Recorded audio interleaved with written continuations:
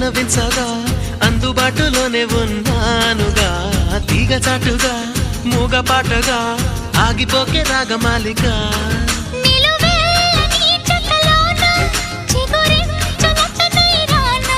కొనగోటి కొంటె నానా